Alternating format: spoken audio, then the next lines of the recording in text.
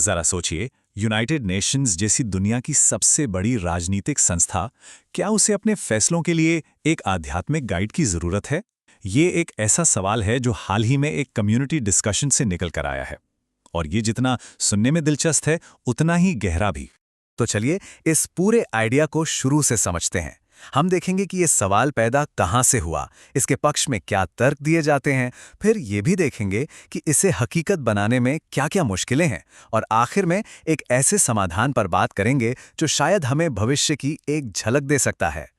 तो सबसे पहले बात करते हैं उस मूल सवाल की जिसने इस पूरी बहस को छेड़ा है। सवाल बहुत सीधा है, लेकिन इसके मायने बहुत गहरे हैं। क्या दुनिया की सबसे बड़ी पॉलिटिकल बॉडी को एक नैतिक कंपास की जरूरत है? मतलब एक ऐसी आवाज जो उसे बताए कि क्या सही है और क्या गलत, खासकर उन मुश्किल फैसलों के वक्त जब दांव पर पूरी इंसानियत लगी हो। इस एक सवाल का जवाब ग्लोबल पॉलिटिक्स को हमेशा के लिए बदल सकता है। और देखिए, सबसे दिलचस्प बात यह है कि यह वैश्विक स्तर का आइडिया किसी बड़े थिंक टैंक या किसी वर्ल्ड लीडर के दिमाग से नहीं निकला, बल्कि एक लोकल कम्युनिटी ग्रुप से आया है। यह हमें याद दिलाता है कि दुनिया की बड़ी बड़ी समस्याओं के समाधान अक्सर जमीनी स्तर से ही निकलते हैं। तो इस विचार के समर्थन में क्या कहा जा रहा है? आखिर क्यों ये महसूस किया जा रहा है कि यूनाइटेड नेशंस की मौजूदा बनावट में कुछ तो कमी है? ये एक लाइन असल में पूरी समस्या को पकड़ लेती है। सोचिए, यूनाइटेड नेशंस एक बहुत बड़ी शक्तिशाली बॉडी की तरह है, जिसके पास दुनिया को हिलाने की ताकत तो है, लेकिन शायद कोई दिल या अंतरात्मा नहीं है जो उसे ये बताए कि उस ताकत का इस्तेमाल कब, कैसे और क्यों करना नैतिक रूप से सही है। तो इस विचार के पीछे 5 बड़े तर्क हैं, और ये सभी एक ही दिशा में इशारा करते हैं: ताकत और समझ के बीच एक खतरनाक गैप। पहला तर्क ये है कि यूएन के पास कोई ऐसा सिस्टम ही नहीं है जो ये पूछे, रुको, क्या ये फैसला सही है, क्या ये इंसानियत के हक में है? दूसरा, कि एक नॉन पॉलिटिकल बॉडी देशों के अपने अपने फायदों और वीटो पावर की लड़ाई से ऊपर उठ सकती है। और ये भी कि क्लाइमेट चेंज या न्यूक्लियर हथियारों जैसे संकट असल में राजनीतिक से ज्यादा नैतिक संकट हैं। और हाँ, इतिहास गवाह है कि महान शासकों के पास हमेशा नैतिक सलाहकार होते थे, एक ऐसी परंपरा जिसे हम आज ग्लोबल लेवल पर भूल गए हैं। तो असल बात यह है कि जब तक हम इन संकटों को सिर्फ राजनीतिक समस्या के तौर पर देखेंगे, हमारे समाधान हमेशा अधूरे रहेंगे। इन्हें नैतिक विफलता के रूप में देखना होगा। यही इस पूरे आइडिया की नींव है। लेकिन हर बड़े आइडिया की तरह यहां भी सपने और हकीकत के बीच एक बहुत बड़ा फासला है। यह विचार जितना सुनने में अच्छा लगता है, इसे जमीन पर उतारना उतना ही मुश्किल है। चलिए देखते हैं क्यों। ये स्लाइड इस बहस के बिल्कुल सेंटर पॉइंट को दिखाती है।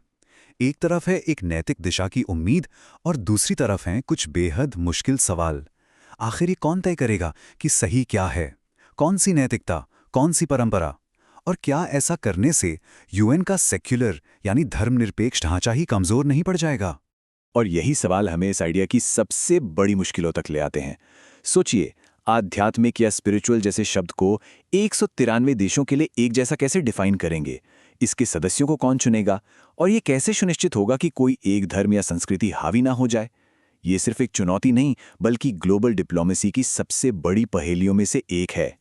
इन्हीं मुश्किलों और तर्कों के बीच इस बहस से एक नया और शायद ज्यादा प्रैक्टिकल आइडिया निकलकर सामने आया। और यहीं पे ये बहस एक बहुत ही समझदारी वाला मोड़ लेती है। अब आइडिया एक रूलिंग अथॉरिटी का नहीं, बल्कि एक गाइडिंग सोल यानी एक मार्गदर्शक अंतरात्मा का है। ये बदलाव सुनने में छोटा लग सकता है, लेकिन ये बहुत बड़ा है।